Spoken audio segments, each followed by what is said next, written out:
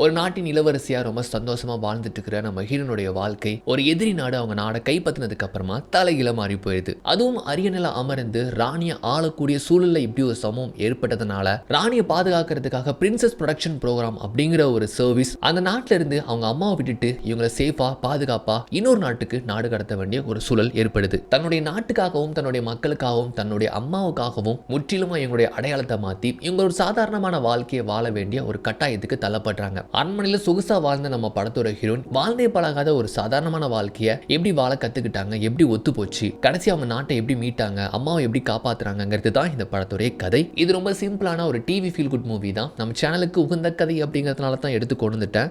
மற்றபடி ஸ்டோரியில போகிறதுக்கு முன்னால ஒரு லைக் மட்டும் கொடுத்துருந்தீங்களா?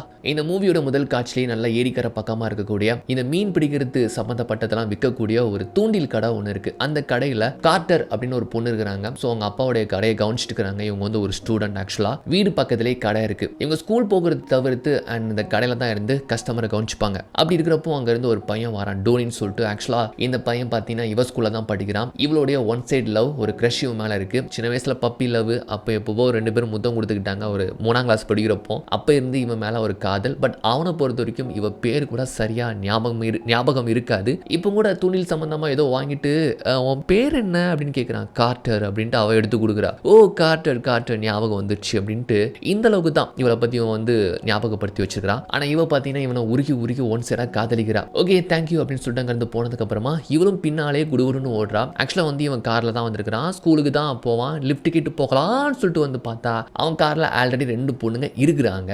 அந்த 2 பொண்ணுங்கள்ல முன்னால இருக்கிற ஒரு பேர் ஜெல்சி, பின்னால இருக்கிற ஒரு பேர் வந்து ப்ரூக்கி. இந்த 2 பொண்ணுங்களுக்கும் நம்ம கார்ட்டருக்கும் சுத்தமா ஆகவே ஆகாது. கார்ட்டர் ரொம்ப கஷ்டப்படுற பொண்ணு, இந்த மாதிரி ஒரு தூண்டில் கடை வச்சிருக்கக்கூடிய பொண்ணு அப்படிங்கிறதுனால இது ரெண்டுமே சீன் பார்ட்டி கொஞ்சம் வசதியான பொண்ணுங்களா நம்ம கார்ட்டரை எப்போதுமே புள்ளி பண்ணி கலாய்க்கிறது உண்டு. அதனால நம்ம கார்ட்டருக்கு இந்த 2 பொண்ணுங்களையும் பிடிக்கவே பிடிக்காது. இப்போ கூட இந்த டானி கிட்ட லிஃப்ட் கேட்கலான்னு சொல்லிட்டு வந்து பார்த்தா இந்த ஜெல்சியோடைய ஒரு ட்ரெஸ் வந்து பின்னால பார்த்தீங்கன்னா மடிஞ்சிடக்கூடாதுன்னு நல்லா விரிச்சு வச்சிருக்கிறா, காய வச்ச மாதிரி. ஸோ அதனால இடையில நீ வேணா பஸ்ல வா அப்படின்னு வந்துட்டு ரொம்ப கலாய்ச்சி சொல்றா. அது டோனியாச்சு சும்மா இருங்க, உன் ட்ரெஸ் எடுத்து ஓரத்தில் வை, நீ வா கார்ட்டர், நான் உனக்கு லிஃப்ட் கொடுக்குறேன் அப்படின்னு சொல்லிட்டு சொல்லணும்ல. ஆனால் அவன் சொல்லலை. சாரி கார்ட்டர் இடையில அப்படின்னு சொல்லிட்டு அவனும் அங்கேருந்து போயிருந்தான். ரொம்பவே கஷ்டமாயிருது. அப்படியே ஒரு மாதிரி மனசுடைஞ்சு போய் நிற்க. இது எல்லாத்தையுமே இங்கேருந்து இவளுடைய அப்பா பார்த்துட்டு இருக்கிறாரு. என்ன செல்லம் உன்னை விட்டு போயிட்டாங்களான்னு சொல்லிட்டு சரி வா நான் உனக்கு கூப்பிட்டு போறேன்ட்டு அங்கேருந்து அவருடைய வண்டியில் இவளை வந்து கூப்பிட்டு போறாரு. கார்ட்டருடைய அப்பா பேரு மேசன். அவர் என்ன வேலை பார்க்குறாருன்னா இந்த காலத்துலையுமே மன்னராட்சி இருப்பாங்க தெரியுமா, அப்படி ஒரு சின்ன நாட்டை ஆண்டுகிட்டு இருக்கக்கூடிய ஒரு அரச குடும்பத்துக்கு இவர் வந்து தளபதியா இருக்கிறாரு. அப்படியே பொண்ணுகிட்ட பேசி போயிட்டு இருக்கிறாரு. சரி விடு, இந்த மாதிரி தான் இந்த வயசுல பசங்க இருப்பாங்க, இதெல்லாம் பெருசா எடுத்துக்கணுமா அப்படின்னு சொல்லி பேசி பொண்ணு ஆறுதல் படுத்தி வந்துட்டு இருக்கிறாரு. அப்போ ஒரு ஃபோன் வருது. என்னன்னு பார்த்தா இந்த மாதிரி தளபதியாரே உங்களுக்கு ஒரு முக்கியமான வேலை, உடனே நீங்க அரண்மனைக்கு வாங்க அப்படின்ட்டு ஒரு அழைப்பு வருது. இதை பொண்ணுகிட்ட சொல்லி நான் போயிட்டு வரமான்னு சொன்னா அவளுக்கு ரொம்ப கஷ்டமா இருக்கு. மறுபடியும் போறீங்களா? கொஞ்ச நாள் தான்மா, ஒரு 2 வாரம் தான், போயிட்டு அப்பா சீக்கிரமா வந்துருவேன்னு சொல்லிட்டு பொண்ணை டிராப் பண்ணி விட்டுட்டு இப்போ அப்படியே கட் பண்ணா இந்த பக்கமா அந்த அரண்மனையை தான் காட்டுறாங்க. அந்த அரண்மனையில ஒரு அழகான இளவரசி இன்னும் கொஞ்ச நாள்லயே முடிசூட போறாங்க. அதுக்கான ஒரு ஒத்திகை போயிட்டு இருக்கு. அதாவது ராணியாக போறாங்க. இப்பதான் அப்பா இறந்து போனாரு, அதனால இவங்க தான் அரியணையில ஏற போறாங்க. அதுக்கான ஒத்திகை தான் போய்கிட்டு இருக்கு. இவங்க தான் நம்ம படத்தோட ஹீரோயின். இவங்க பேரு ரொசாலிண்டா. ஜெனரல் வந்து அப்படி வரவேற்கிறாரு. வருக வருக இளவரசியே வருக அப்படின்னு சொல்றப்போ ஜெனரல் இன்னும் 1 மாசம் இருக்குல்ல நான் அரியணையில முடிசூடுறதுக்கு, ஏன்னா அதுக்குள்ளேயே ஒத்திகையான்னு கேட்டா இல்ல இளவரசியே, எது பண்றதா இருந்தாலும் நம்ம கணக்கச்சிதமா பெர்ஃபெக்ட்டா பண்ணணும் அப்படிங்கிறதுனால தான் முன்கூட்டியே இப்படி ஒரு ஒத்திகைன்னு சொல்றாங்களா. அப்புறம் இன்னொருத்தர் வராரு. அவர் ஒரு காஸ்டியூம் டிசைனர். நம்ம ஹீரோயினுக்கு வந்து அவர் தான் காஸ்டியூம்லாம் பண்ணி கொடுப்பாரு. வாவ் இளவரசியை எவ்வளவு அழகா இருக்கிறீங்க தெரியுமா, நான் பண்ணி கொடுத்த இந்த ஆடைகள்னு சொல்லிட்டு நல்ல ஃப்ரெண்டா பேசக்கூடிய ஒரு நபர் இவர். இந்த பக்கமா அம்மாவும் மேசனும் பேசி வந்துட்டு இருக்காங்க. மேசன் இங்க வந்துட்டாரு. அம்மா ரொம்ப வருத்தப்பட்டு சொல்றாங்க, கணவர் இப்பதான் இறந்து போனாரு, அரியணையில ஒரு அரசர் இல்ல, சோ பக்கத்து நாட்டுல இந்த மாதிரி ஒரு அரசர் ஒரு எதிரி நாட்டுக்காரன் இருக்கிறான், அவன் எப்பனாலுமே நம்ம நாட்டை வந்து கைப்பற்ற வாய்ப்பு இருக்கு, அதுக்குள்ள எப்படியாச்சும் என்னுடைய பொண்ணை அரியணையில ஏத்திரணும் அப்படின்னு வந்து சொல்லிட்டு இருக்க. மேசன் சொல்றாரு அதெல்லாம் கவலைப்படாதீங்க மேடம், எந்த பிரச்சனையும் ஆகாது, எதுவும் பிரச்சனை வந்தா கூட உங்க பொண்ணை ஏன் பொண்ணு மாதிரி பார்த்து பண்ணிட்டு ஆறுதல் கொடுத்துட்டு இருக்கிறாரு, உங்களை நம்பி அதனால தான் மேசன் கூப்பிட்டேன் அப்படின்ட்டு வந்து சொல்லி பேசிட்டு இருக்காங்க. அப்புறம் வந்து பாத்தீங்கன்னா நாம ஹீரோன் அந்த அரியணையில ஏற மாதிரியும் அந்த கிரீடத்தை கொண்டு அவங்க தலையில வைக்கிற மாதிரி போகிறப்போ நினைச்ச மாதிரி அந்த எதிரி நாட்டு அரசன், அவன் பேர் கேன், அவங்க படைகளோட இங்க வந்து இந்த நாட்டையும் இந்த அரியணையும்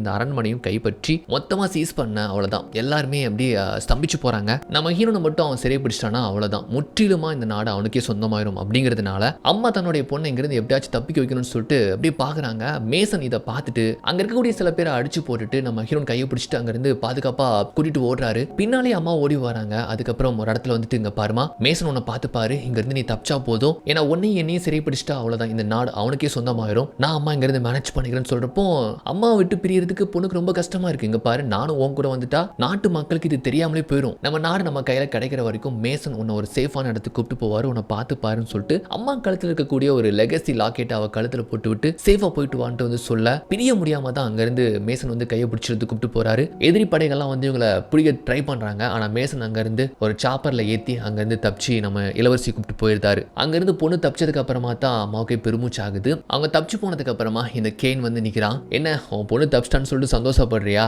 எங்க போயிட போறா, எப்படினாலுமே சீக்கிரமா தூக்கிடுவேன், அதுக்கப்புறம் இந்த மொத்த நாடுமே எனக்கு தான் அப்படின்னு சொல்லிட்டு இவளை பிடிச்சி இந்த சிறையில போடுங்கடா அப்படின்னு சொல்ல, அப்படி இந்த பக்கமா நம்ம மேசன் நம்ம ஹீரோனை கூப்பிட்டு ஆள் நடமாட்டமே இல்லாத ஒரு தீவுக்கு தான் கூப்பிட்டு வந்திருக்காரு. இவங்களை விட்டுட்டு அந்த ஹெலிகாப்டர் அது பாட்டுக்கு போயிருது. எதுக்குடா இங்க கூப்பிட்டு வந்திருக்காருன்ட்டு நம்ம ஹீரோனுக்கு ரொம்ப பயமா இருக்கு. அப்பதான் தெரியுது இங்க ரகசியமான ஒரு பங்கர் ஒன்று இருக்குங்க. அப்படியே உள்ள வராங்க, பார்த்தா அதிநவீன டெக்னாலஜியோட இந்த பங்கர் செயல்பட்டு வருது. ஏகப்பட்ட பேர் வேலை பார்க்குறாங்க. அங்க டைரக்டர்னு சொல்லிட்டு ஒரு லேடி இருக்கிறாங்க. நம்ம ஹீரோனுக்கு ஒண்ணுமே புரியல. அப்புறம் தான் அந்த லேடி சொல்றாங்க, இது ஒண்ணுமே இல்லை மேடம், இது வந்து பிரின்சஸ் ப்ரொடக்ஷன் ப்ரோக்ராம் சொல்லிட்டு ஒரு சர்வீஸ். உலக நாடுகள் இருக்கக்கூடிய பல மன்னர்கள் வந்து இதுக்காக ஃபண்ட் கொடுத்து தான் நாங்கள் இந்த நிறுவனத்தை நடத்திட்டு வரோம். இது எதுக்காகன்னா, ஒரு நாட்டை ஒரு நாடு கைப்பற்றினாங்கன்னா ஸோ அங்க இருக்கக்கூடிய இளவரசியை பாதுகாக்கக்கூடிய ஒரு சீக்ரெட்டான சர்வீஸ் தான் இது அப்படின்னு சொல்லிட்டு இது வரைக்கும் ஏகப்பட்ட இளவரசிகளை இவங்க பாதுகாத்துட்டு வராங்க போல. அதெல்லாம் வீடியோக்களை காட்டுறாங்க. எந்தெந்த இளவரசி எங்கெங்க வாழ்றாங்க, எந்த கிராமத்துல மறைமுகமா ரகசியமா இருக்கிறாங்கன்னு சொல்லிட்டு இதெல்லாம் பெரிய ஸ்கிரீன்ல காட்டுறாங்க. இவருக்கு பீதி ஆகுது. அப்போ என்ன பண்ண போறீங்க, எங்க அனுப்ப போறீங்கன்ட்டு ரொம்ப பயந்து கேட்கிறா. பயப்படாதீங்க மேடம், நீங்க சேஃப்னா உங்க நாடும் சேஃப். உங்க நாடு உங்க கையில திரும்ப கிடைக்கிற வரைக்கும் தான் நீங்க இப்படிப்பட்ட ஒரு வாழ்க்கை வாழ போறீங்க. முதல்ல ஒரு 4 ஸ்டேஜ் இருக்கு. ஃபர்ஸ்ட் 3 ஸ்டேஜ் வந்து உங்க ஐடென்டிட்டியை டோட்டலா சேஞ்ச் பண்றது தான் அப்படின்னு சொல்லிட்டு கீழே கூப்பிட்டு வந்தா, இவ்வளவு மாதிரி இங்க மீட்டு கொண்டு வரப்பட்ட ஏகப்பட்ட இளவரசிகள் இருக்கிறாங்க. வேற வேற நாட்டில இருந்து வந்திருக்கிறாங்க. அவங்களுக்கு இன்ஸ்ட்ரக்ஷன்லாம் கொடுத்து ஐடென்டிட்டிலாம் சேஞ்ச் பண்ணிட்டு இருக்காங்க. அதே மாதிரி என்னுடைய முடியை வெட்ட இல்ல வெயிட் பண்ணுங்க, நான் மேசன் கிட்ட கொஞ்சம் பேசணும் அப்படின்னு சொல்லிட்டு மேசன் கிட்ட பேச, அவரும் கேட்கிறாரு என்னாச்சு இளவரசின்னு கேட்டா, மேசன் என்னதான் நடந்துகிட்டு இருக்கு, எனக்கு ஒண்ணுமே புரியல, என் நாட்டுக்கு என்ன திரும்ப கூப்பிட்டு போயிருங்க, எங்க அம்மாக்கு என்ன ஆகிட்டு ரொம்ப பயந்து கேட்கிறா. உங்க அம்மாக்கெல்லாம் ஒன்றும் ஆகல இளவரசியே, நீங்க இங்க சேஃபா இருக்கிற வரைக்கும் அவங்களுக்கு எந்த ஒரு பிரச்சனையும் கிடையாது. அந்த கேன் உங்களை தான் தேடிட்டு இருப்பான். நீங்களும் அவங்க கையில சிக்கிட்டீங்கன்னு வச்சுக்கோங்களேன், அவ்வளவுதான், முற்றிலுமா அந்த நாடு அவனுக்கு சொந்தமாயிரும். ஒண்ணுமே நம்மளால பண்ண முடியாது. லீகலா உங்க நாடு உங்க கையில கிடைக்கிற வரைக்கும் நீங்க யாருன்னு இந்த உலகத்துக்கு தெரியக்கூடாதுன்னு சொல்லி புரிய வச்சதுக்கு அப்புறமா தான் நம்ம ஹீரோன் ஒத்துக்கிறாங்க.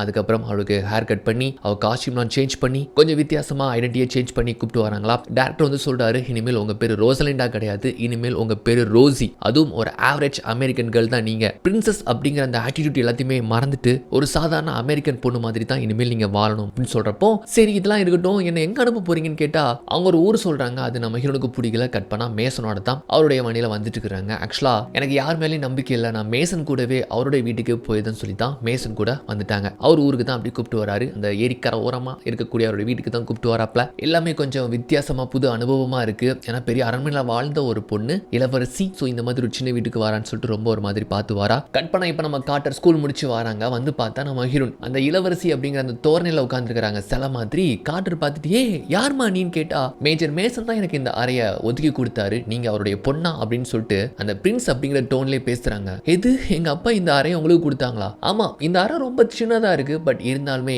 என்னுடைய பாதுகாப்பு கருதி இது எனக்கு ஓகே தான் அப்படின்னு சொல்லிட்டு அரண்மனையில பேசுற மாதிரி பேச, இவரும் வந்துட்டு அப்பா யார் இந்த பொண்ணு சொல்லி கேட்கிறப்ப தான் அவர் நடந்த விஷயத்த சொல்றாரு. ஸோ அவங்க வந்து பிரின்ஸ் யாருக்கும் தெரியக்கூடாது, யார்ட்டும் நீ சொல்லாத, கொஞ்ச நாளைக்கு இங்க தான் தங்குவாங்க, அவங்க நாடு அவங்க கையில கிடைச்சதுக்கு அப்புறமா அப்பா அவங்க கொண்டு நான் பொறுப்பா விட்டுருவேன், நீ அவ கூட இருந்து பார்த்துக்கோ, கொஞ்சம் சப்போர்ட் பண்ணு, இங்க இருக்கிற யாருக்குமே அவ தான் பிரின்ஸ்ன்னு தெரியக்கூடாதுன்னு சொல்ல, என்னப்பா திடீர்னு இப்படி கூப்பிட்டு வந்து சொல்றீங்க, சரி யாராச்சும் இது யாரு அப்படின்னு கேட்டா நான் என்ன சொல்றதுன்னு கேட்டா, உன்னுடைய கசின் சொல்லு. கசினா? அப்படியே சொல்லு அப்படின்னு சொல்ல, சரிப்பா அப்படின்னு சொல்லிட்டு, ஏன்னா அப்பா இவங்க கிட்ட தானே வேலை பார்த்துட்டு இருக்காரு அப்படின்னு சொல்லிட்டு, இங்க பாருங்க இந்த ரூம் நம்ம 2 பேர் தான் ஷேர் பண்ணிக்க போறோம், 2 பேரும் இங்க தான் தூங்க போறோம்னு சொன்னா, எது நம்ம 2 பேரும் இங்க தான் தூங்க போறோமா? எங்க நினைக்கிற மாதிரி அரண்மனைலாம் கிடையாது, இத்தனோடு வீட்டில் நம்ம இப்படி தான் ஷேர் பண்ணி தூங்க முடியும்னு சொல்லிட்டு அவ படுக்க ஷர்ட்டு கதவை சாத்திட்டு போயிட்டா. நைட் அப்பாவும் பொண்ணு உட்காந்து சீட்ல நின்றுட்டு இருக்காங்க, ஜாலியா பேசி விளாண்டுட்டு இருக்காங்க. நம்ம ஹீரோன் ரூம்ல தான் இருப்பா போல. அவ உடுத்துறதுக்கு எதுவும் கொண்டு வரலையான்னு கேட்டா, உன்னோட இதே கூட எதுவும் எடுத்துட்டு வரல, ஏன்னா தப்பிச்சு தானே வந்தோம் அப்படின்னு வந்து சொல்றாப்ல. அப்புறம் ஏதாச்சும் உனக்கு சாப்பிட வேணுமான்னு கேளுன்னு சொன்னா, உடனே வந்து பாத்தீங்கன்னா ஒரு பீட்சா எடுத்துட்டு வந்துட்டு சாப்பிட வேணுமான்னு கேட்டா சாப்பிட எதுவும் வேணாம், எனக்கு உடுத்துறதுக்கு மட்டும் நைட் ட்ரெஸ் அண்ட் என்னோட வெட்டை கொஞ்சம் அரேஞ்ச் பண்ணி கொடுக்க முடியுமான்னு சொல்லிட்டு என்னமோ இன்னும் ராஜ்யத்தில் இருக்கிற மாதிரி ஆர்டர் போட, எம்மா இது ஒன்றும் அரண்மனை கிடையாது, இந்தா நைட் ட்ரெஸ் அப்படின்னு சொல்லிட்டு ஒரு அலமாரில இருந்து துணி எடுத்து வீசி போட அதை கேட்ச் பிடிச்சிட்டு உன் பாத்ரூம் யூஸ் பண்ணிக்கலாமான்னு சொல்லிட்டு கேட்குறா. சரி யூஸ் பண்ணிக்கோ அப்படின்னு சொல்லிட்டு போனா அங்கே போயிட்டு ஆன்னு கத்திக்கிட்டு இருக்கிறா. என்னன்ட்டு அப்பாவும் பொண்ணு ஓடி வந்து பார்த்தா அங்கே ஒரு பள்ளியை பார்த்து பயப்படுறா போல. காட்டர் போயிட்டு அசால்ட்டாக அந்த பள்ளியை பிடிக்கிறா. அப்பா இங்கே பாரு சாதாரண ஒரு பள்ளியை பார்த்து பயப்படுறான்னு சொல்லிட்டு, இது வரைக்கும் உங்கள் வீட்டில் பள்ளிலாம் பார்த்தது கிடையாதுன்னு கேட்டா பார்த்தது கிடையாது, இது என்ன வித்தியாசமாக இருக்கு, பூச்சி மாதிரி இருக்கு அப்படின்னு சொல்றா. எது பூச்சி மாதிரியா? பூச்சி மாதிரி, அதை எப்படி இப்படி பிடிக்கிறீங்க அப்படின்ட்டு பயந்து அங்கிருந்து ஓடுறா. காட்டர் சொல்றா, எப்பா இவன் நம்மளுக்கு பெரிய தலைவலியாக தான் இருக்க போறா பார் அப்படின்னு சொல்லிட்டு இவன் மறுநாள் பார்த்தீங்கன்னா காலம்பரம் எழுந்திரிச்சு நம்ம காட்டரோடைய ட்ரெஸ் தான் எடுத்து போட்டுப்பா போல போட்டு உட்காந்துருக்கிறா. சாப்பிட ஏதாச்சும் டேபிளில் நம்ம கொண்டு வந்து வைப்பாங்களான்ட்டு. ஆனால் அப்பாவும் பொண்ணு அவசர அவசரமாக இருக்கிறத சாப்பிட்றாங்க. இந்தா நீனும் சாப்பிட்டு நம்ம ஹீரோக்கு என்னத்தையும் தட்டில் வச்சு கொடுக்குறாங்க.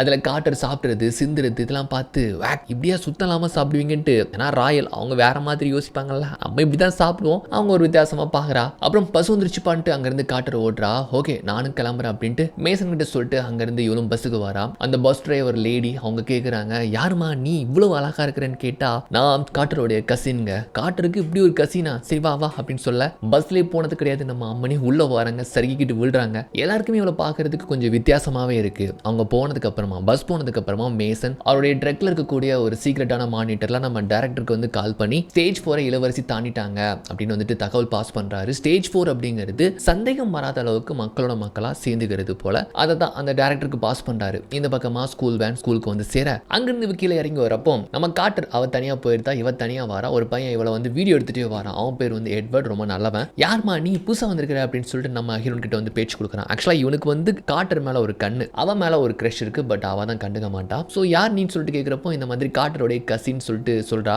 காட்டரோடைய கசின்னு சொல்லிட்டு சரி எந்த ஊர்ல இருந்து வரேன்னு சொல்லிட்டு கேட்கிறப்பவே அங்க இருந்து காட்டர் வந்துட்டா. ஒன்லி எட்வர்ட் எங்க மாமா பொண்ணு தான் அப்படின்னு சொல்லிட்டு அங்க இருந்து நைஸா கூப்பிட்டு வந்துட்டு, என்ன பண்ணிட்டு இருக்கிற, என்ன விட்டு எதுக்கு தனியா போன, யார்கிட்டயாவது பேசி நீயே உளர போறேன்னு சொன்னா நான் உளரல, நீ உளரவே வேணாம் தாயி, நீ பேசுற பேச்சு நீ நடந்துக்கிற ஆட்டிடியூட்லயே நீ ஒரு பிரின்ஸ் மாதிரியே தெரியுது, கொஞ்சம் அடக்கி வாசின்னு சொல்லிட்டு அங்க இருந்து கூப்பிட்டு வராங்க. கிளாஸ்ல வந்ததுமே அந்த டோனி இருக்கிறானே அவன் நம்ம ஹீரோனை பார்த்து அப்படியே வலிறான். என்னன்னா இவ்வளவு ஒரு பொண்ணு அழகா இருக்கிறாளே அப்படின்ட்டு அதை பார்க்குற காட்டுறதுக்கு ரொம்ப கஷ்டமா இருக்கு. அப்புறம் டீச்சர் வராங்க. ஆக்சுவலாக வந்து இன்னைக்கு ஃப்ரெஞ்ச் கிளாஸ்ன்னு சொல்லிட்டு பாடம் ஸ்டார்ட் பண்ணுறதுக்கு முன்னால நீ தான் புதுசாக வந்த பொண்ணா அப்படின்னு நம்ம ஹீரோ கிட்ட பேச்சு கொடுக்குறாங்க. அதுவும் ஃப்ரெஞ்சில் பேசுறாங்க. இவனும் ஃப்ரெஞ்சு பேசுறா, அதுவும் ஃப்ளூவன்லியா பேசுறா. யாருக்குமே அப்படி சரளமா பேச தெரியாதுங்க. ரொம்ப ஆச்சரியமா கேட்குறாங்க. எனக்கு ஃப்ரெஞ்சு மட்டும் தெரியாது, ஸ்பானிஷ் தெரியும், சில பல லாங்குவேஜ்லாம் தெரியும் அப்படின்னு வந்துட்டு கடற்கரன்னு சொல்ல இங்க காட்டுறதுக்கு பக்குன்னு இருக்கு. எங்க உளறி தள்ளிடுவாளோ அப்படின்ட்டு பார்த்துட்டு இருக்கிறா. பட் எப்படியும் நம்ம ஹீரோன் சமாளிக்கிறாங்க.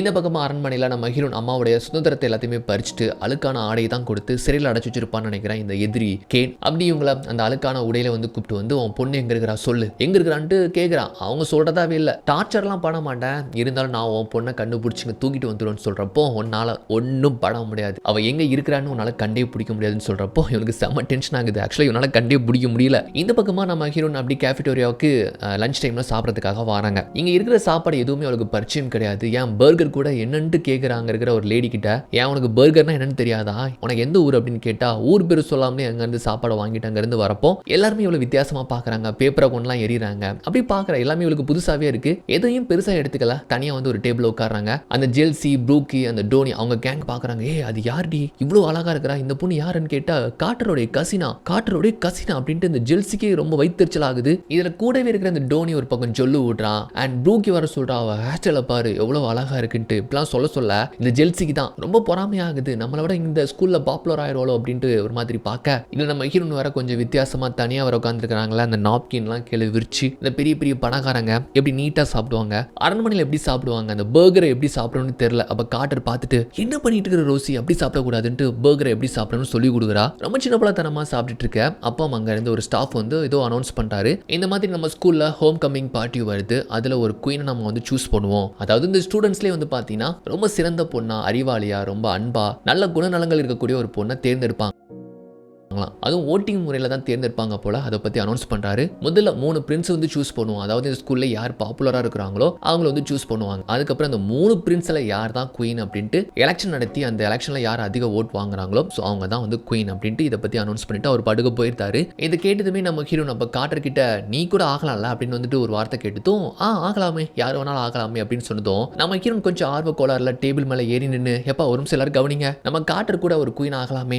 அவர் ரொம்ப நல்ல பொண்ணு தான், அவளை பிரின்ஸை சூஸ் பண்ணுங்க, எல்லாருமே அவளுக்கு ஓட் பண்ணுங்க அப்படின்னு சொல்ல காட்டருக்கு ரொம்ப தர்ம சங்கடமா ஆயிடுது. ஆக்சுவலாக வந்து பார்த்தீங்கன்னா இந்த ஹோம் கமிங் பார்ட்டியில் குயினா இருக்கிறது ஜஸ்ட் ஒரு டைட்டில் தான். இந்த வருஷம் இந்த ஸ்கூல்ல இந்த பொண்ணு இருந்தா அப்படின்ட்டு வந்து நம்ம சொல்லிக்கலாம், அவ்வளோதான். அதை தப்பா புரிஞ்சுக்கிட்டு நம்ம ஹீரோன் கொஞ்சம் ஆர்வ கோளாறுல ஒருவேளை காட்டர் வந்து இந்த ஸ்கூலுக்கு குயினா இருந்தானா நாட்டை ஆட்சி பண்ற மாதிரி ஸ்கூல் ஆட்சி பண்ணலாம் நினைச்சிட்டா போல. ஸோ இப்படி சொன்னதுனால நம்ம காட்டருக்கு கொஞ்சம் எம்பரசிங்காக அங்கிருந்து எஞ்சி போயிருந்தா. இவ பின்னாலே போயிட்டு என்னடி ஆச்சுன்னு கேட்டா வீடு வரைக்கும் வந்தாச்சு, என்னாச்சு சொல்லிட்டு வந்து கேட்டா அவளுக்கு உள்ளே ஒரு தாழ்வு மனப்பான்மை. யாருக்குன்னா காட்டருக்கு, நம்மளை யார் வந்து இங்க குயினா சூஸ் பண்ண போறாங்கன்னு சொல்லிட்டு அப்பா வந்துருந்தாரு. என்னாச்சுமா 2 பேரும் என்ன பேசிட்டு இருக்கீங்கன்னு வந்துட்டு கேட்கிறப்போ அப்பா இந்த பொண்ணுக்கு எதுவுமே சொல்லி கொடுத்து மண்டல ஏற மடுக்குப்பா, நார்மலா ஆக்ட் பண்ண தெரியலப்பா, எதுவும் புரிஞ்சுக்க தன்மை இல்லை, தான் மகாராணிங்கிற நினைப்பிலே இருந்துகிட்டு இருக்கிறா அப்படின்னு சொல்றப்போ கொஞ்சம் டைம் கொடுமா, போக போக தான் எல்லாத்தையுமே கத்துப்பா அப்படின்னு சொல்றப்போ அப்பா இவளுக்கு பிரச்சனை கிடையாது, இவளால எனக்கு தான் பிரச்சனை அப்படின்ட்டு தலையில அடிச்சுட்டு போறாங்க இருந்து காட்டர். அப்புறம் அன்னைக்கு இரவு நம்ம ஹீரோனுக்கு சரியா தூக்கமே இல்லை. ஏன்னா அம்மா ரொம்ப மிஸ் பண்றான். அவங்க கொடுத்த லாக்கெட் அந்த போட்டோலாம் பார்த்து அவங்கள பார்க்கணும் போல தோணுது. நைட்டு தூங்காம உட்காந்து அழுதுகிட்டு இருக்கிறா பாவம். இவன் மறுநாள் காட்டரை சமாதானப்படுத்தலான்ட்டு அந்த தூண்டில் கடையில் வந்து எனக்கு ஏதாச்சும் ஒரு வேலை இருந்தா கூட நானும் பார்க்குறேன் அப்படின்னு வந்துட்டு பொறுப்பாக கேட்குற மாதிரி கேட்க பாரா மகாராணிக்கு பொறுப்புலாம் வந்திருக்கு அப்படின்ட்டு சரி உனக்கு வேலை தானே வேணும் அப்படின்ட்டு பார்த்தீங்கன்னா இந்த தூண்டிலில் கொடுக்கக்கூடிய மண் புழுக்கள் இருக்கும் தெரியுமா, அதை ஒவ்வொரு டப்பாவெல்லாம் எடுத்து அந்த ரேக்ல அடுக்கி வைக்கணும்னு சொல்லிட்டு போயிருந்தா. அந்த டப்பா திறந்து பார்த்தா தான் தெரியுது அதில் இருக்கிறதுலாம் மண் புழுக்கள்னு சொல்லிட்டு எடுத்து சங்கூச்சப்பட்டு தான் எடுத்து வச்சுட்டு இருக்கிறா. இவ இங்க வந்துட்டு அப்பாவோட பார்த்தீங்கன்னா போட்ல என்னமோ ஒரு வேலை இருக்குன்னு சொல்லிட்டு பார்த்துட்டு இருக்கிறா. ரோசி என்ன பண்றேன்னு கேட்டா ரோசிக்கு ஒரு வேலை கொடுத்துட்டு வந்திருக்கான்ப்பா அப்படிங்க சொல்லி பேசிட்டு இருக்கும்போது அங்க நம்ம ஹீரோன் அந்த ரேக்ல ஏற மாதிரி தெரியுது. டக்குன்னு பார்த்தா ஏதோ ஒரு சத்தம். அப்பாவும் பொண்ணு ஓடி வந்து பார்த்தா ரேக்ல ஏறன்ட்டு கீழே விழுந்துட்டா போல. மேலாம் பார்த்தா தூண்டில கொடுக்குற அந்த புழு தான் அங்கேயும் இங்கமா ஊறி தழுதா. அப்பா தான் கைத்தாங்கள தூக்கி விடுறாரு. மேசன் எனக்கு ஒரு மாதிரி கேரா வருது, நான் போய் குளிக்க போறேன் அங்க இருந்து போக. அப்பாவுக்கு பொண்ணுக்கு சிரிப்பு தாங்க முடியல. காட்டர் எதுக்காக அந்த பொண்ணு அப்படி பண்றேன்னு கேட்டா பின்ன அவதான் வேலை வேணும்னா ஏதாச்சும் சொல்லு அப்படின்னா அதான் இந்த வேலையை கொடுத்தேன்னு சொல்லிட்டு அப்பா பொண்ணு இப்படி சிரிக்கிறாங்க. அப்புறம் அப்பா பொண்ணு இவங்க 2 பேருமே பீட்சா பர்கர் தான் சாப்பிட்றதுனால நம்ம ஹீரோன் பார்த்தீங்கன்னா இவங்களுக்காக சமைச்சு வாங்க நான் உங்களுக்காக இன்னைக்கு விருந்து வைக்கிறேன்னு சொல்லிட்டு இந்த கிரவுண்ட் மாதிரி தலையில மாட்டி அரண்மனையில் கவனிக்கிற மாதிரி கவனிக்க காட்டருக்கு ஒண்ணுமே புரியல. ஏங்க நீங்க சமைக்கலாம் செய்வீங்களான்னு கேட்டா ஆக்சுவலா எங்க அம்மா ஒரு விவசாய குடும்பத்தை சேர்ந்தவங்க, அவங்களுக்கு குக் பண்ண தெரியும், அதனால எனக்கு சொல்லி கொடுத்தாங்க. எப்போதுமே கடையில தானே நீங்க ஆர்டர் பண்ணி சாப்பிட்றீங்க, அதனால தான் நான் உங்களுக்காக சமைச்சேன்னு சொல்லிட்டு அவளே வந்து சர்வ் பண்ண சாப்பாடு நல்லாவே இருக்கு. அப்பாவே சொல்றாரு நல்லா இருக்கு இளவரசி, எப்படி பண்ணீங்க காட்டர் நீ கொஞ்சம் சாப்பிட்டு பாருன்னு சொன்னா எனக்கு இதெல்லாம் வேணாப்பா எனக்கு பீட்சாவே ஆர்டர் பண்ணுங்கன்ட்டு நம்ம ஹீரோன் மேல வெறுப்பை தான் காமிச்சுக்கிறா. நம்மளுக்கு ரொம்ப கஷ்டமாயிடுது சாப்பிடாம அப்படின்னு நேரா பெட்ல வந்து படுத்துக்கிறாங்க. காட்டர் அப்படியே ரூமுக்கு வரும்போது நம்ம ஹீரோன் வெளிப்படையாவே கேட்கிறா காட்டர் எதுக்காக என் மேல எப்படி வெறுப்பை காமிச்சுக்கிற, நான் உனக்கு என்ன பண்ணிட்டேன், நான் ஏதாச்சும் ஒன்று பண்ணா என்ன மன்னிச்சிரு, ஸ்கூல் அந்த மாதிரி பண்ணது அந்த மாதிரி பேசுனதுனால உனக்கு எதுவும் எம்பரிசிங்கா சங்கடமாயிடுச்சா, மன்னிப்பு கேட்டுக்கிறேன், என்ன பண்ணாலும் மன்னிப்பு கேட்டுக்கிறேன், தயவு செஞ்சு நான் வெளி உலகத்துக்கு தெரியக்கூடாது, என் நிலைமை உனக்கு என்னன்ட்டு புரியுமா தெரியுமா, என் நாட்டை கைப்பற்றிக்கிட்டாங்க அப்படிங்கிறது மட்டும் தான் உனக்கு தெரியும், ஆனா எங்க அம்மாவோட உசுறு ஒருத்தன் கையில் இருக்குன்னு உனக்கு தெரியுமா, நான் எவ்வளவு சேஃபா இருக்கிறனோ அதுக்கேற்ற மாதிரி என்னுடைய அம்மாவுக்கும் பாதுகாப்பு இருக்கும், ஏன்னா என்னுடைய அம்மா வச்சு தான் எங்க அம்மா ஒரு பொரிய வச்சு தான் என்ன பிடிக்கணும்ட்டு என்னுடைய எதிரி கங்கணம் கட்டுறான், அதனால தான் நான் வெளி உலகத்துக்கு தெரியாம இருக்கிறேன், என்னுடைய நாடும் என்னுடைய நாட்டு மக்களும் திரும்ப கிடைச்சதும் நான் எப்படியாச்சும் இங்க இருந்து போயிடுவேன், நான் உனக்கு தொல்லையா இருக்க மாட்டேன்னு சொல்லிட்டு ரொம்ப வேதனையா சொல்றப்போ காட்டுறதுக்கு ரொம்ப கஷ்டமாயிருது. இப்பதான் ஃபர்ஸ்ட் டைம் நம்ம ஹீரோனை வந்து முழுசா புரிஞ்சுக்கிறாங்க. நான் அந்த மாதிரி நடந்திருக்க கூடாது, பேசிருக்க கூடாது, என்ன மன்னிச்சிரு, உன்னை ஹர்ட் பண்ற மாதிரி பேசியிருந்தா என்ன மன்னிச்சிரு ரோசின்னு சொல்லிட்டு இவ்வளவு மன்னிப்பு கேட்க 2 பேருமே சாலா போயிருந்தாங்க. அப்படி வெளியே போகலாமான்ட்டு பவுலிங் கேம் சொல்லிட்டு விளாடுவாங்கல்ல, அங்கே தான் 2 பேரும் வராங்க. எட்வர்ட் இருக்கிறானே அவன் கூட அங்கே தான் வேலை பார்த்துட்டு இருக்கிறான் பார்ட் டைமா. ஸோ எட்வர்டுக்கு ஆல்ரெடி நம்ம காட்டர் மேலே ஒரு கண்ணு ஒன் சைடாக அவளை வந்து காதலிக்கிறான். அது காட்டருக்கு இனிமே தெரியல. அவகிட்ட தான் கொஞ்சம் வளைஞ்சு குழஞ்சி பேசுகிறான். அதை நம்ம ஹீரோன் கூட நோட் பண்ணுறாங்க. 2 பேருமே ஷூ வாங்குறதுக்காக தான் வந்திருக்காங்க. ஐ மீன் அந்த பவுலிங் விளாடுறதுக்கு ஷூ கண்டிப்பாக தேவை. காட்டர் அவர் ஷூ வாங்கிட்டு போனதுக்கு அப்புறமா நம்ம ஹீரோனுக்கு அவர் ஷூ சைஸ் தெரியல. அப்போ வந்து டேபிள் மேலே ஏறி உட்காந்துக்கிறா. அரண்மனையில் இப்படி தான் ஏறி உட்காந்துப்பாங்க. அவங்க காலை பார்த்து இளவரசியோடைய சைஸுக்கு ஏற்ற மாதிரி தான் ஷூ வந்து வடிவமைச்சு கொடுப்பாங்க.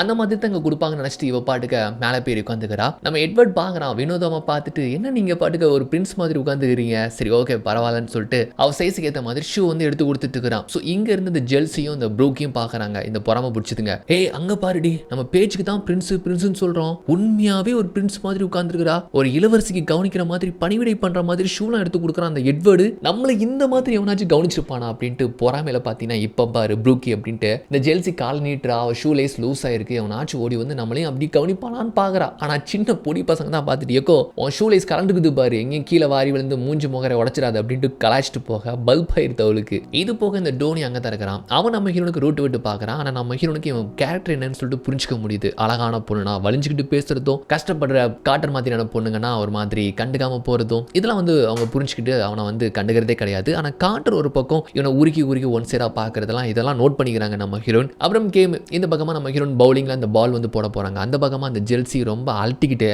அப்படின்ட்டு ஒரு மாதிரி மூஞ்சி சுழிச்சிக்கிட்டு பாலை போடுது. 10 பின்ஸும் விழுந்து ஸ்ட்ரைக் விழுது. நம்ம ஹீரோன் போடுறதும் 10 பின்ஸ் விழுந்து ஸ்ட்ரைக் விழுந்துருது. ஆனால் நம்ம ஹீரோனுக்கு இது ஃப்ளூக்குன்னு பார்த்தா இல்லை. அதுக்கப்புறம் பால் போடுறாங்க, அதே மாதிரி ஸ்ட்ரைக் ஆகுது. அதுக்கப்புறம் பால் போடுறாங்க. அப்படி பார்த்தீங்கன்னா கேமில் பயங்கரமாக விளாடுறாங்க.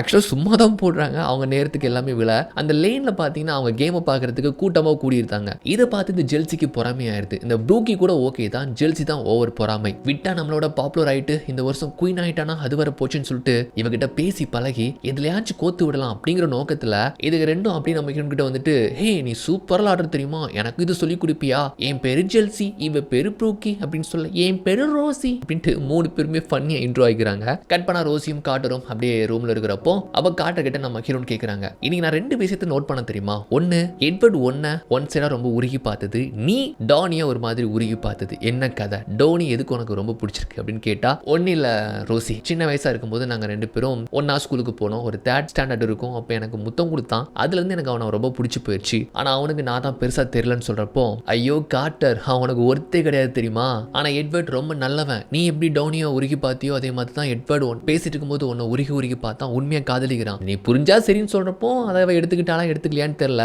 சரி நாளைக்கும் பவுலிங் போட போகலாமா, என் கேம் இன்னைக்கு எப்படி இருந்துச்சுன்னு கேட்டா நல்லா தான் இருந்துச்சு, பட் நாளைக்கு முடியாது, நான் கடையை கவனிச்சுக்கணுமே அப்படின்னு சொன்னா, கடையை கவனிச்சுக்கணுமா, ஆமா நம்மள மாதிரி பொண்ணுங்களாம் கடையை பார்த்துக்கணும், ஏதாச்சும் ஒரு வேலையை பார்க்கணும்னு சொல்றப்போ, ஓஹோ அப்ப இந்த மாதிரி இருந்தா ஏதாச்சும் ஒரு வேலை பார்க்கணும்ல அப்படின்னு சொல்லிட்டு இவர் சொன்னதுக்காகவே மறுநாள் வந்து பார்த்தீங்கன்னா வேலைக்காக இந்த ஜெல்சி கிட்ட கேட்டு அவங்களுடைய கடைக்கே வேலைக்கு வரா, அவங்க அப்பாவுடைய ஒரு ஐஸ்கிரீம் கடை ஒரு பிரான்ச்சுக்கே வேலைக்கு வரா, இதுதான் சமயம் இவளை இங்கே கோத்து விட்டு இவளுடைய இமேஜ் டேமேஜ் பண்ணணும் அப்படிங்கிற நோக்கத்தில், ரோசி நீ மட்டும் தான் இந்த கடையில இருந்து பார்த்துக்க போற, நல்லா பொறுப்பா பார்த்துக்கோ சரியா அப்படின்னு சொல்லிட்டு அங்கிருந்து வெளியே வந்தா, இந்த ப்ரூக்கி கார்ல இருக்கிறா, என்னடி ஆச்சுன்னு கேட்டா, அந்த மண்டை வேலைக்கு சேர்த்தாச்சு, இப்போ அடுத்த பிளானை மட்டும் பாருன்னு சொல்லிட்டு என்னமோ பேசிக்கிறாங்க. அதே சமயம் நம்ம காட்டர் மீன் பிடிச்சிட்டு இருக்கிறா, அதை வந்து எட்வர்ட் வந்து வீடியோ எடுத்துட்டு இருக்கிறான். ஸோ இப்படி வீடியோ எடுத்துக்கிட்டே ஃபன்னியா பேசிட்டு இருக்கிறாங்க வச்சுக்கோங்களேன். அப்போ எட்வர்டுக்கு ஒரு ஃபோன் வருது, என்ன சொல்றேன்ட்டு அங்கிருந்து வேகமாக கிளம்புறாங்க. அட என்னன்னு பார்த்தா இந்த ஜெல்சி பிளான் பண்ண மாதிரி அவங்க அப்பா கடையில் ஏகப்பட்ட கூட்டத்தை வர வச்சு புதுசாக வந்திருக்கிற நம்ம ஹீரோனுக்கு ஏகப்பட்ட வேலையை கொடுத்து ஒரு ஐஸ்கிரீம் கூட அவங்களால மிஷின்ல இருந்து எடுக்க முடியல, எடுக்க தெரியல, இதெல்லாம் பார்த்து வெளியே இருந்து கலாய்ச்சிட்டு இருக்கிறாங்க. இதுல வர சைடில் வர ஏதோ ஜூஸ் வர கலந்துக்கிட்டு ஓடுது, அவ்வளோதான் ரொம்ப மெஸ் ஆகி போயிடுது. இப்படி தான் அவனோட இமேஜை டேமேஜ் பண்ணணும், அப்பதான் இவன் வந்து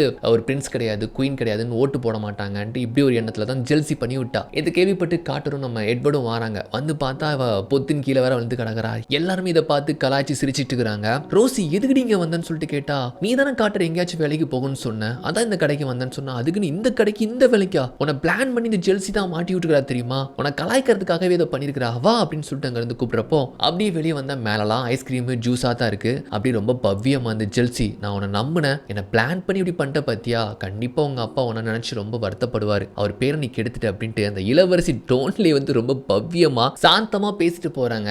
இதை பார்த்து இங்க இருக்கிறவங்க எல்லாருக்குமே நம்ம ஹீரோனா ரொம்பவே பிடிச்சு போயிருது. அவங்க போன கொஞ்ச நேரத்திலேயே அந்த காலேஜ் குரூப் சாட்ல பேசிருக்காங்க, நெக்ஸ்ட் பிரின்ஸ்னா அது கண்டிப்பா ரோசி தான், ரோசி ரொம்ப நல்லவ, நல்ல குணங்கள் இருக்கு அப்படின்னு சொல்லி இப்படி பேசிருப்பாங்க போல. இதை பத்தி ப்ரூகி சொல்றா, ஹே நம்ம இப்படி பிளான் போட்டாது அப்படி ஆயிடுச்சு, இந்த மாதிரி குரூப் சாட்ல பேசிக்கிறாங்க, இந்த பொண்ணு நல்ல பொண்ணு நல்ல அமைதியா போறான்னு சொல்லிட்டு என்னடி பண்றது அப்படின்னு கேட்டா, சரி பிரின்ஸ் தானே ஆனா ஆகிட்டு போறா, அவளும் பிரின்ஸ் ஆகணும் நானும் பிரின்ஸ் ஆகணும், ஆனா குயின் நான் மட்டும் தான் ஆகணும், அவளை அடிச்சு நான் குயின் ஆகணும்னு சொல்லிட்டு இப்படி சொல்றா. இந்த பக்கமா காட்டர் ரோசி 2 பேருமே பேசிட்டு வராங்க. ஜெல்சி பத்தி சொல்லிட்டு வரா, இப்படி அப்பாவித்தனமா இருக்கிறியே அப்படின்ட்டு நம்ம ஹீரோன் பத்தி சொல்ல, எனக்கு இதெல்லாம் புதுசுப்பா, எனக்கு யாரை பத்தி என்ன தெரியும் அப்படின்ட்டு ரொம்ப ஜாலியா பேசிட்டு வராங்க. சொல்லப்போனா இவங்க 2 பேருக்கும் இடையே நட்பு இப்போ ரொம்ப டீப் ஆயிடுச்சு. அது மட்டும் இல்லாம அவங்க அரண்மனை பத்தியும், அரண்மனையில இந்த மாதிரி என்னுடைய காஸ்டியூம் டிசைனர் ஒருத்தர் உண்டு, அவர் தான் என்னுடைய ஃப்ரெண்டு மாதிரி, எதுனாலும் நான் அவர்கிட்ட தான் சொல்லுவேன், எல்லாரையும் நான் ரொம்ப மிஸ் பண்றேன்னு சொல்லிக்கிட்டு இருக்கிறா. இப்போ மறுநாள் காலேஜ்ல வந்து பாத்தீங்கன்னா 3 பிரின்ஸை வந்து தேர்ந்தெடுத்திருக்கிறாங்களாம், அதை பத்தி அனௌன்ஸ் பண்றாங்க. ஸோ ஃபர்ஸ்ட் பாத்தீங்கன்னா அந்த ஜெல்சி, ரெண்டாவது பார்த்தா நம்ம காட்டர் பேர் சொன்னதுமே நம்ம ஹீரோனுக்கு எனக்கு அவ்வளவு சந்தோஷமா இருக்கு.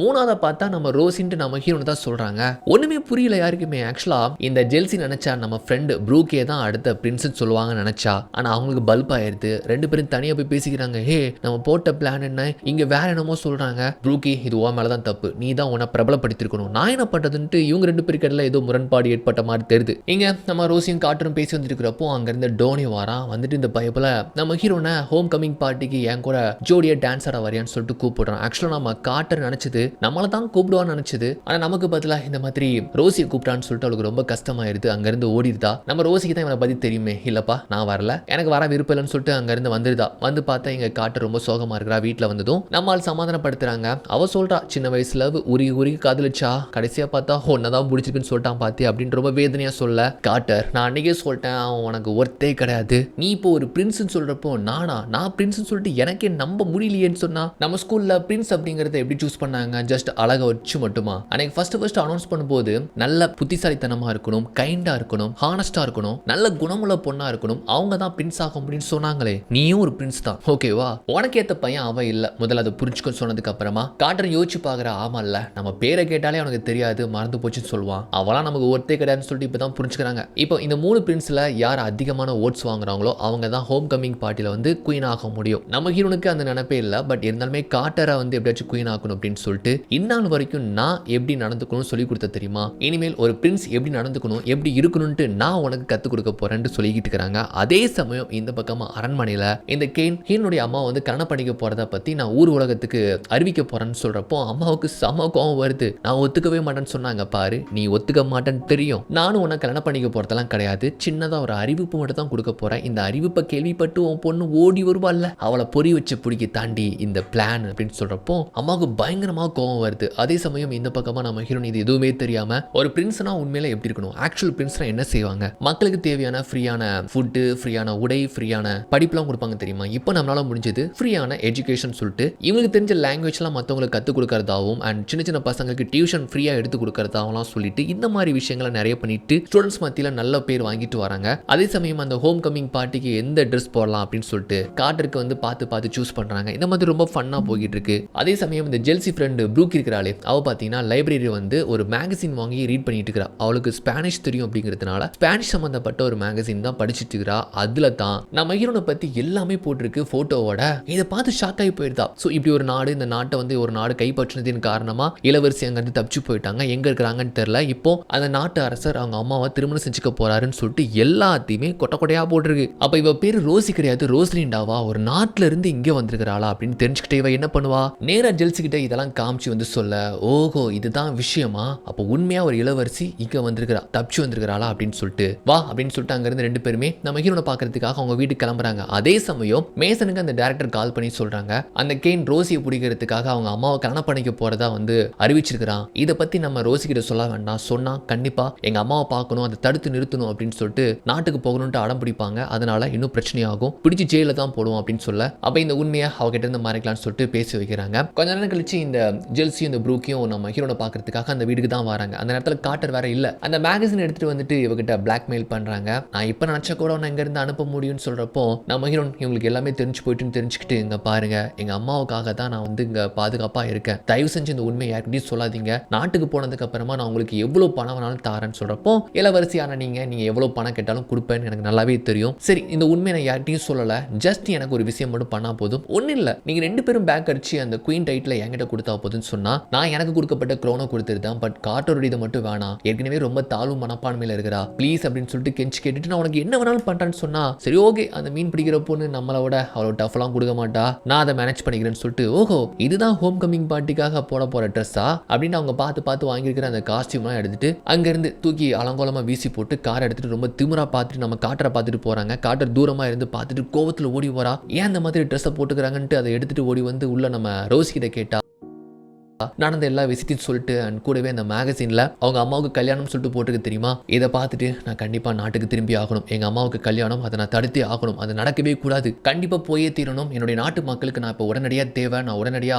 என்னுடைய நாட்டுக்கு நான் ராணியா ஆகணும்னு சொல்றப்போ நீ போன உடனே எப்படி நடக்கும் கொஞ்சம் யோசிச்சு பாரு. ஏற்கனவே உங்க அம்மாவை வேற பிடிச்சி வச்சிருக்காங்க, நீயும் போனா உன்னையும் சிறையில தான் அடைப்பாங்க, ஒன்னும் பண்ண முடியாது, கொஞ்சம் நிதானமா யோசிச்சு சொன்னதுக்கு அப்புறமா கொஞ்சம் வருத்தப்பட்டு அங்க இருந்து நம்ம ஹீரோ எஞ்சி வெளியே போனதுக்கு அப்புறமா நம்ம கார்டர் வந்து என்ன பண்றாங்கன்னா போன் எடுத்து நேரா ரோசியோட ஃப்ரெண்டு அந்த காஸ்டியூம் டிசைனர் இருக்காரு தெரியுமா, அவருக்கே கால் பண்ணி இந்த மாதிரி நான் இளவரசி ஃப்ரெண்டு தான் பேசுறேன், அவங்க சேஃபா தான் இருக்கிறாங்க, அவங்க இப்போ உடனடியா ஊருக்கு வரணும்னு சொல்லிட்டு ஆசைப்படுறாங்க அப்படின்னு சொன்னா இல்ல வர சொல்ல மாட்டாங்க, எந்த பிரச்சனையும் கிடையாது, நல்லபடியா தான் போயிட்டு இருக்கு, நாங்க கூப்பிடும் போது அவங்க வந்தா மட்டும் போதும்னு சொல்லிட்டு சொல்றாரு. பட் இருந்தாலுமே கார்டர் வேற ஏதோ பிளான் வச்சிருக்கிறா போல. சார் நான் ஒரு பிளான் வச்சிருக்கிறேன், அதுக்கு நீங்க ஓகேவான்னு கேட்டுட்டு ஏதோ ரகசியமா சொல்லிக்கிறாங்க. முதல்ல எங்களுக்கு 2 காஸ்டியூம் ட்ரெஸ் வந்து அனுப்பி விடுங்க, அதுக்கப்புறம் மித்ததெல்லாம் நான் சொல்ற மாதிரி செய்யுங்கன்ட்டு போன் பேசி வைக்கிறாங்க. நம்ம ஹீரோன் அப்படி ஏரிக்கரமா ரொம்ப சோகமா நிக்கிறா. அவகிட்ட போயிட்டு ரோசி நான் சொல்றதை கேளு, இப்போ நீ போக வேண்டாம், அப்படி போகிறதா இருந்தாலும் நாளை கழிச்சு நடக்கக்கூடிய அந்த ஹோம் கமிங் பார்ட்டி நடந்து முடிஞ்சதுக்கு அப்புறமா நீ யோசிச்சு ஒரு முடிவுன்னு சொன்னதுக்கு அப்புறம் ரோசியும் யோசிக்கிறா. அப்புறம் வந்துட்டு ஓகே நீ ஆசைப்படுற மாதிரி ஹோம் கமிங் பார்ட்டி முடிச்சதுக்கு அப்புறமா கூட நான் யோசிச்சு போய்க்கிறேன்ட்டு ஒரு முடிவெடுத்து ஓகேன்னு சொல்றாங்க.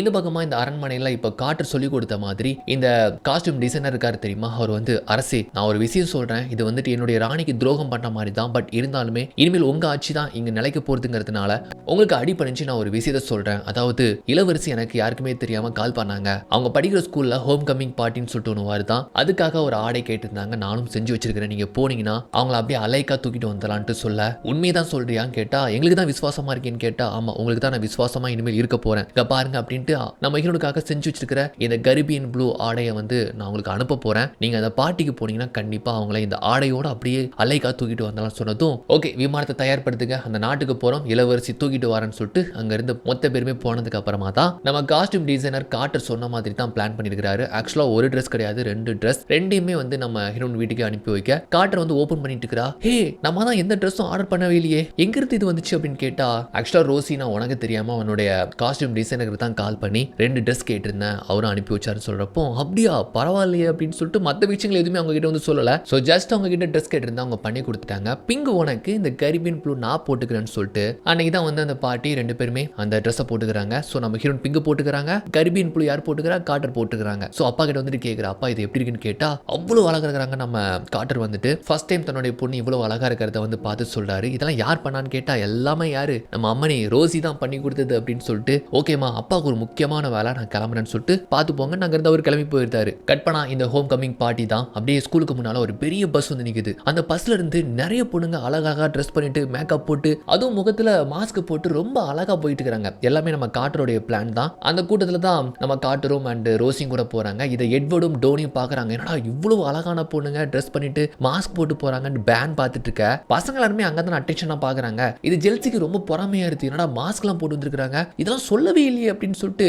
கடுப்புல வந்து கார் டோரை திறந்துட்டு அடைக்கிறங்கிற பேர்ல அவ ட்ரெஸ்ஸோட சேர்த்து அடைச்சிருந்தா. அப்புறம் கார் டோரை வந்து திறக்க முடியல. இந்த எட்வர்டையும் இந்த டோனி கூப்பிட்டு பாக்குறா, அவனுங்க அந்த பொண்ணுங்களை பேன் பார்த்துட்டு இருக்கிறதுனால இவ கூப்பிடுறது கேட்கல. அப்புறம் திறந்துட்டு வாரி விழுந்து கிடக்குறா. அவ்வளவுதான் பார்த்து போட்ட மேக்கப்பும் அந்த ட்ரெஸ்ஸும் சொதப்பிடுது. ஏன்னு பல்ல கடிச்சிட்டு அங்க இருந்து போறா. இங்க உள்ள வந்ததுமே அப்படி மாஸ்க் எடுத்துட்டு சின்ன சின்ன பசங்க இருக்கிறாங்க, அவங்களோட சேர்ந்துக்கிட்டு ஸ்கூல் பசங்களோட சேர்ந்து நடனம் ஆடிட்டு இருக்கிறப்போ அங்க இருந்து டோனி கார்டரை பார்த்துட்டு வாரான். கார்டர் இந்த மாதிரி காஸ்டியூம்ல செம்ம அழகா இருக்கிறான்ட்டு வாவ் இவ்வளவு அழகா இருப்பேன்னு நினைச்சு கூட பார்க்கல, நம்ம 2 பேரும் சேர்ந்து டான்ஸ் ஆடலாமான்னு கேட்டா நோ நோ நோ, எப்படி இந்த மாதிரி ட்ரெஸ் பண்ணாதான் உங்க கண்ணுக்கு நாங்க அழகா தெரியும் ராசா, நான் எப்போதுமே அந்த மீன் பிடிக்கிற பொண்ணு தான், இது ஜஸ்ட் ஒரு நாள் கூத்து தான், இந்த ஒரு நாள் கூத்துல என்னை பார்த்து உனக்கு பிடிச்சி போயிடுச்சுன்னா இது என்ன சொல்றது, ஸோ என்னுடைய மனசு உனக்கு புரியல, நான் எத்தனை முறை நான் பின்னால வந்திருப்பேன், என் பேர் கூட உனக்கு சரியா தெரியாது, இப்ப மட்டும் கார்டர் டான்ஸ் ஆடலாமா அப்படிங்கிற ரேஞ்சில் வந்து கேட்குற, ஆனா முன்னால நான் தான் என் பேரை எடுத்து கொடுப்பேன், இல்லப்பா நமக்கு செட் ஆகாதுன்னு வந்து சொல்றாப்ல. ஆக்சுவலா அவன் டேட் பண்ற ரேஞ்சுக்கு வந்து கேட்கறான், ஆனா வேணான்ட்டு நோஸ் கட் பண்ணியிருந்தா. அப்படிதான் கார்டர் இவன மாதிரி பசங்களுக்குலாம் இப்படிதான் வேணும்ட்டு நம்ம ஹீரோன் கூட அவளை வந்து பாராட்டுறாங்க. கண்டிப்பா உனக்கு ஏத்த பையன் ஒருத்தன் இருப்பான் அப்படின்னு சொல்றப்போ அங்கிருந்து எட்வர்ட் பாக்குறான். அப்புறம் சின்ன பசங்களோட இவங்க வந்து சந்தோஷமா டான்ஸ் ஆடிட்டு இருக்கும்போது இந்த பக்கமா ரெஸ்ட் ரூம்ல பாத்தீங்கன்னா இந்த ஜெல்சி பயங்கரமா கத்திட்டு இருக்கிற, ஐயோ என் முடி போயிடுச்சு, என் ட்ரெஸ் போயிடுச்சு, என் மூஞ்சி மேக்கப் போயிடுச்சுன்னு சொல்லிட்டு கத்திட்டு இருக்கும்போது இந்த ப்ரூக்கி வாரா. என்னாச்சுன்னு கேட்டா என்னாச்சா முதல்ல எனக்கு எல்லாத்தையுமே சரி பண்ணி விடு, இங்க இருக்கிற பொண்ணுங்களோட நான் தான் ரொம்ப அழகா இருக்கணும், என்னதான் எல்லாருமே தலையில வச்சு கொண்டாடணும், நான் தான் குயினா இருக்கணும்னு சொல்லிட்டு ரொம்ப சுயநலமா பேச இந்த ப்ரூக்கிக்கு ஒரு கடத்துல கோவம் வந்துருது. இங்க பாரு நீ ரொம்ப ஓவரா தான் பண்ற தெரியுமா, இவ்வளவு தலக்கணும் இவ்வளவு செல்ஃபிஷ்லாம் ஆகவே ஆகாது, உனக்கு ஒரு நல்லது நடக்கணும்னு நினைச்சேன்னா அது மற்றவங்களுக்கும் நடக்கணும்னு நினைச்சுக்கோ, எனக்குன்ட்டு உனக்கு மட்டுமே யோசிக்காத, ஏன் எப்போ பார்த்தாலும் இப்படி செல்ஃபிஷா பேசிக்கிட்டு இருக்க, உன் கூட சேர்ந்து நானும் கெட்டு போயிட்டேன், இனிமேல் என் மூஞ்சிலே முடிக்காத, இனிமேல் ஃப்ரெண்ட்ஸே கிடையாதுன்னு சொல்லிட்டு ஆக்சுவலா இந்த பொண்ணு ரொம்ப நல்ல பொண்ணு தான், இவ தான் கெடுத்து வச்சிருக்கிறா போல, இனிமேலே மூஞ்சில முடிக்காதுன்னு அங்க இருந்து கோபப்பட்டு வந்துருதான். இந்த பக்கமா பாட்டி போயிட்டு இருக்குது. நம்ம காட்டர் வந்து என்ன பண்றாங்கன்னா இருக்கிற பொண்ணுங்க எல்லார்கிட்டையும் எல்லாருமே மாஸ்க் போடுங்கன்னு சொல்லிட்டு இவளுமே மாஸ்க் போட்டுக்கிறா. அப்பதான் ஒரு விஷயமே தெரிய வருது, அந்த கேன் அவன் படையோட நம்ம ஹீரோனை பிடிக்கிறதுக்காக இந்த நாட்டுக்கு ரகசியமா வந்திருக்கிறான், அதாவது இல்லீகலா வந்திருக்கிறான். இங்க வந்துட்டு நம்ம ஹீரோனை தேடி பார்க்கறான், எல்லாருமே மாஸ்க் போட்டுக்கிறதுனால சரியா தெரியல. அப்போ கரிபியன் ப்ளூ வந்து யார் போட்டுக்கிறா, நம்ம காட்டர் தானே. காட்டர் மாஸ்க் போட்டு நிக்கிறத பார்த்ததும், இங்க பாரு இளவரசி, நீ தான் நிக்கிறேன்னு எனக்கு நல்லாவே தெரியும், நீ சைலண்டா வந்துட்டா எந்த பிரச்சனையும் இல்ல, கத்தி கூப்பாடு போட்டுன்னு வச்சுக்கோயேன், உங்க அம்மாவோட உசுறு அரண்மனையில இருக்கு பாத்துக்கோ அப்படின்னு சொல்லிட்டு பிளாக்மெயில் பண்றான். நம்ம காட்டரும் ஒரு வார்த்தை பேசாம சைலண்டா அவங்க கூட போறாங்க. அதே சமயம் குயின் யாருன்னு சொல்லிட்டு அனௌன்ஸ் பண்றாங்க. யாருன்னு பார்த்தா நம்ம ஹீரோயின் தான். இந்த ஜெல்சிக்கு செம பல்பா இருக்கு. நம்ம ஹீரோனால நம்பவே முடியல, ரொம்ப சந்தோஷமா இருக்கு. ஆக்சுவலா இவங்க இங்க வந்ததுல இருந்து எங்களுடைய குணநலங்கள் பார்த்து தான் இங்க எல்லாருமே ஓட் பண்ணிருக்காங்க. காட்டர் எங்கன்னு தேடுறா, அவ காணோம். ஸ்டேஜ்ல போய் பேசுறாங்க, ரொம்ப உருக்கமா பேசுறாங்க. ஆக்சுவலா வந்து இங்க வந்ததுக்கு அப்புறமா தான் ஃப்ரெண்ட்ஷிப்னா என்ன, லாயல்ட்டினா என்ன, ட்ரஸ்ட்னா என்னன்னு சொல்லிட்டு புரிஞ்சுக்கிட்டேன், நிறைய விஷயங்கள் நான் கத்துக்கிட்டேன்னு சொல்லிட்டு ரொம்ப உருக்கமா பேசுறா. இது எல்லாத்துக்குமே காரணம் என்னுடைய தோழி காட்டர் தான். காட்டர் எங்க இருக்குன்னு சொல்லிட்டு வந்து பார்த்தா காட்டரை காணோம். எல்லாருமே வந்து கை தட்டுறாங்க. சோ காட்டரை மட்டும் காணும்னு சொல்லிட்டு அப்படி ஸ்டேஜ் விட்டுங்க வாரா. அதே சமயம் காட்டரை வந்து கூப்பிட்டு போயிட்டு இருக்கிறா. இவனும் வந்து தேடி தேடி பார்த்து வெளியே வந்துருந்தா. வெளியே வந்து பார்த்தா இந்த ஜெல்சி இந்த பைத்தியம் வந்துட்டு அந்த கிரவுன் என்கிட்ட கூடாது, எனக்கு சொந்தமானதுன்னு கேட்டு நச்சரிக்குது. சரி இதுதான் உனக்கு வேணும் அப்படின்னு சொல்லிட்டு எட்ட நீட்ட அதை பிடிக்கிறண்டு பக்கத்துல ஸ்விம்மிங் பூல் அதுல குதிச்சிருது. அங்க இருந்து ஓடி வந்து பார்த்தா நம்ம காட்டரை நம்ம ஹீரோ நினைச்சிட்டு அந்த கேன் பாத்தீங்கன்னா கூப்பிட்டு போயிட்டு இருக்கிறான்ல, காட்டர் அப்படின்னு சொல்லிட்டு சத்தம் போடுறதுக்கு அப்புறமா மொத்த பேர் திரும்பி பாக்குறாங்க. என்னடா இது இளவரசி அங்க இருக்கிறா, அப்ப இந்த பொண்ணு யாருன்ட்டு நம்ம ஹீரோனு பார்த்துட்டு, காட்டர் என்கிட்ட சொல்லாம எதுக்கு இப்படி ஒரு விபரீத முடிவு, உன் உயிரையும் பணைய வச்சு எதுக்காக பண்ற, நீ வேஷம் தான் போட்டு வந்திருக்குன்னு தெரிஞ்சு அவனை கொன்னே போட்டுப்பாங்க தெரியுமான்னு சொல்றப்போ, ஐயோ ரோசி நீ எதுக்கு வெளியே வந்த, நான் ஒரு பிளான் போட்டு போயிட்டு இருந்தேன், நீ வந்து சொதப்பிட்ட தெரியுமான்னு சொல்றப்போ, இல்ல காட்டர் நான் சொதப்பல, அவங்களுக்கு தேவை நான் தானே, நானே போறேன்னு சொல்லிட்டு இவங்களே சரணடைஞ்சு போறாங்க. இதை கேன் வந்துட்டு அப்படி வலிக்குவான்னு சொல்லிட்டு சாப்பர்ல போயிட்டு ஏற போறாங்க. பார்த்தா சாப்பர்ல பாத்தீங்கன்னா நம்ம மேசனும் அண்ட் நம்ம அந்த டைரக்டர் அந்த லேடியும் இருக்கிறாங்க. ஆக்சுவலா இந்த மாதிரி கேன் அவனுடைய படையோட இல்லீகலா இங்க வந்திருக்கிறான், அதுவும் ஒரு பொண்ணை கிட்னாப் பண்றதுக்காக வந்திருக்கிறான்னு சொல்லிட்டு இதை பத்தி யூஎஸ் போலீஸ் கிட்ட சொல்லி இவனை பிடிக்கிறதுக்காக ஒரு படையா வந்திருக்கிறாங்க. இவனை மொத்தமா பிடிங்க அப்படின்னு சொன்னா நான் ஒரு நாட்டுடைய தலைவர்னு சொல்றான். தலைவர்களே வரலாம் நம்ம நாட்டுல செல்படியாகாது, நீ இல்லீகலா இங்க வந்திருக்கிற, அதுவும் ஒரு பொண்ணை கிட்னாப் பண்ணிட்டு போற, புடிங்க அப்படின்னு சொன்னதுமே அவங்களுடைய படைகள் வந்து பிடிக்கிறாங்க. பட் இந்த கேன் மட்டும் தப்பிச்சு ஓடுறான். மாவனை எங்கடா ஓடுறன்னு சொல்லிட்டு பின்னாலே துரத்தி போய் மேசனும் அவனை லாக் பண்ணி பிடிச்சி, மாவனை எங்க இளவரசி நாட்டையை கைப்பற்ற வா வா, இப்ப இந்த நாட்டுல வந்து களி தின்னு வா அப்படின்னு இழுத்துட்டு போறாரு. இங்க ரோசியும் காட்டரும் பாசமலர்கள் மாதிரி பிணைஞ்சிக்கிறாங்க. இப்ப சந்தோஷமா உன் நாடு உனக்கு திரும்ப கிடைச்சிருச்சு அப்படின்னு வந்துட்டு நம்ம காட்டர் சொல்ல, நம்ம இவனுக்கு ஆனந்த கண்ணீரே வந்துருது. ஏன்னா கேனை பிடிச்சாச்சு, அவங்க படைகள் பிடிச்சாச்சு, இனிமேல் நம்ம ஹீரோ நாடு அவங்களுக்கு தான் அவங்களுக்கு கிடைச்சிருச்சு, இப்போ உனக்கு சந்தோஷமான்னு காட்டர் சொல்றப்போ நம்ம ஹீரோனுக்கு சொல்ல வார்த்தைகளே இல்ல, அவ்வளவு சந்தோஷமா இருக்கு. அதுவும் துணிச்சு எனக்காக இப்படி ஒரு காரியம் பண்ணிருக்கல அப்படின்னு சொல்லிட்டு உன்னுடைய துணிச்சலுக்காகவே இந்த புடி நீ தான் இந்த ஸ்கூலுக்கு குயின் அப்படின்னு கிரவுன் எடுத்து அவ தலையில வச்சா இந்த ஜெல்சி பைத்தியம் மறுபடியும் வந்து நிக்குது. தண்ணியில விழுந்தும் கால் நொண்டிட்டு வந்துட்டு என்னடிங்க டிராமா போயிட்டு இருக்கு, அதை என்கிட்ட குடிடி அப்படின்ட்டு காட்டர் தலையில இருந்து அந்த கிரவுன் எடுத்துட்டு போறா. நம்ம ஹீரோனு தடுக்கிறாங்க, விடு விடு அந்த கிரவுண்ட்ல அப்படி என்னதான் இருக்கு வச்சுட்டு போறா விடு அப்படின்னு சொல்லிட்டு ஒரு வழியா இந்த பிரச்சனையை வந்து சால்வ் பண்றாங்க. அப்ப வந்து நம்ம காட்டரை பிடிச்சி கேக்குறாரு, எதுக்கு என்கிட்ட இதை பத்தி முன்கூட்டியே சொல்லல, நான் ஒருவேளை வரலன்னா என்ன இருக்குன்னு கேட்டா, அப்பா நான் கால்குலேட் பண்ணதே நீங்க எப்படியாச்சும் வந்துருவீங்கன்னு சொல்லிதான், ஆனா சாப்பர்ல இருப்பீங்கன்னு நினைச்சு கூட பார்க்கல. அந்த காஸ்டியூம் டிசைனர் கண்டிப்பா அந்த டைரக்டர் லேடி கிட்ட சொல்லுவாரு. ஸோ அவங்க உங்ககிட்ட சொல்லி நீங்க ரெண்டு பேரும் ஏதாச்சும் பிளான் பண்ணி உன்னை பிடிக்கிறதுக்கு வருவீங்கன்னு தெரியும், ஆனா எப்படி வருவீங்கன்னு யோசிச்சுக்கிட்டு இருந்தேன், கரெக்டா பார்த்தா ஹெலிகாப்டருக்குள்ள தான் இருந்திருக்கீங்க அப்படின்ட்டு பொண்ணு சொல்ல,